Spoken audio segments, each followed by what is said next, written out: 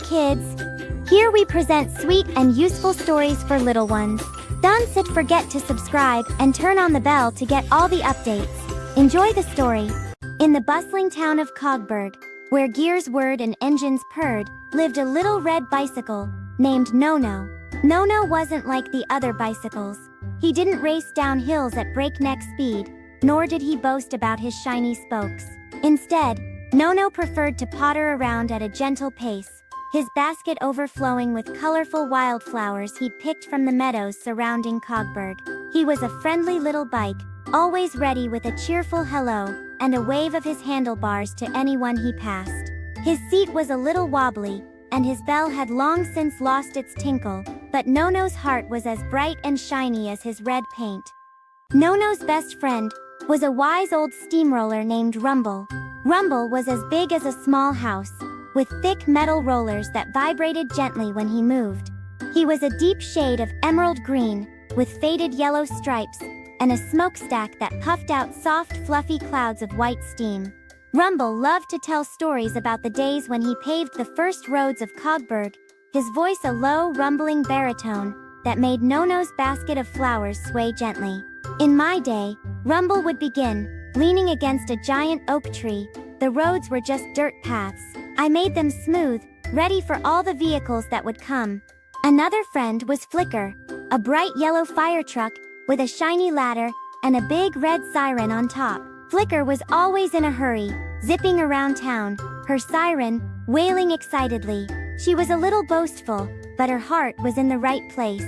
She loved to tell everyone about the time she rescued a kitten stuck in a tree, her voice a high-pitched squeal. "I was the bravest fire truck in all of Cogburg that day," she'd declare, pumping her ladder up and down.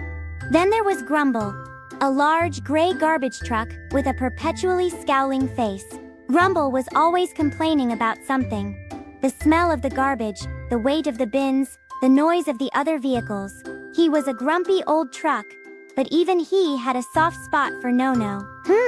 He'd mutter, giving Nono a small, almost imperceptible nod. "You're a decent little bike, I suppose."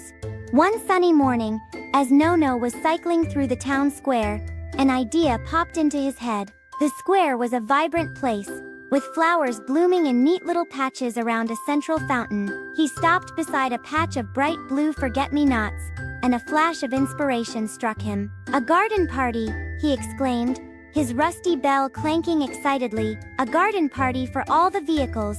Nono pedaled over to Rumble, who was taking a nap under the oak tree. "Rumble, Rumble, wake up!" Nono called, his voice filled with excitement.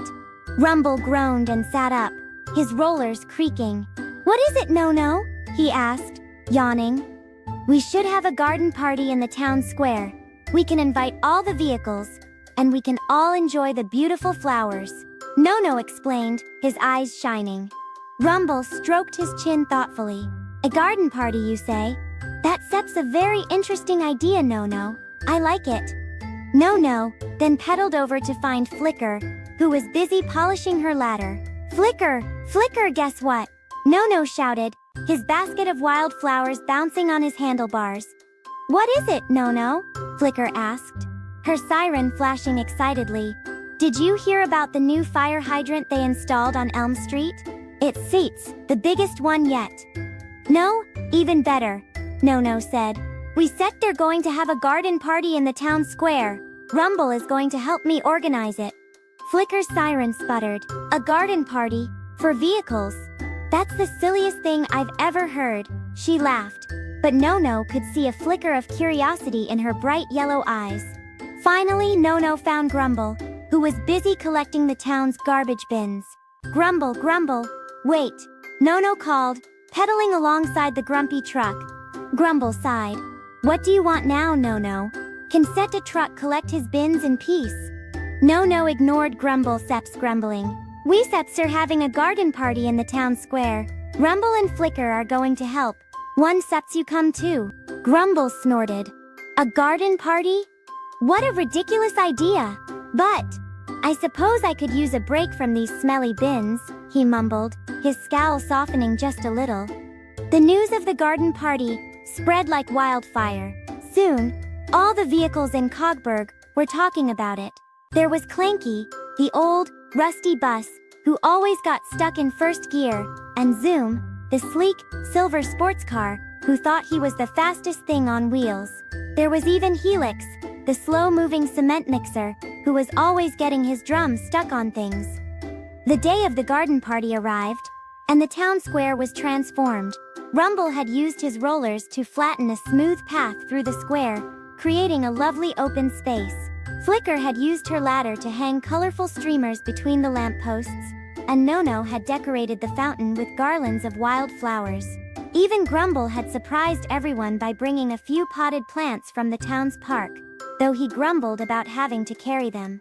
All the vehicles arrived, parking neatly around the square. Clanky let out a loud "chooga chooga" as he finally managed to get into the square. Zoom revved his engine excitedly, and Helix spun his drums slowly, trying not to get it caught on anything. Nono stood on his kickstand, beaming. "Welcome everyone, to the first ever Cogburg Garden Party," he announced, his voice filled with joy. Rumble, standing beside him, added in his deep rumble, "Let us all enjoy the beauty of the flowers, and the company of our friends." Flicker, perched on her shiny ladder, squealed, and let the games begin. The vehicles had a wonderful time. They played games like roller relay, where they had to roll a ball across the square, using only their bumpers, and siren sing-along, where they all tooted their horns in a symphony of noise.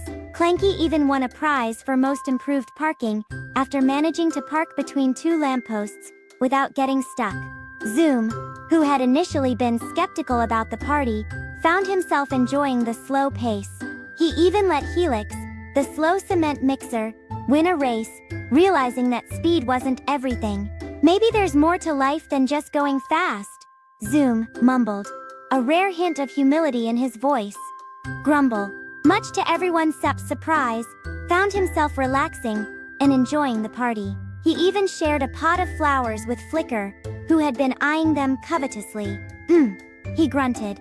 "They suck not bad, I suppose. Smell better than garbage, anyway." As the sun began to set, casting a golden glow over the town square, Nono stood on his kickstand once more. "Thank you all for coming to our garden party," he said, his heart full of happiness. "I hope you had as much fun as I did." The vehicles all tooted their horns and flashed their lights in agreement.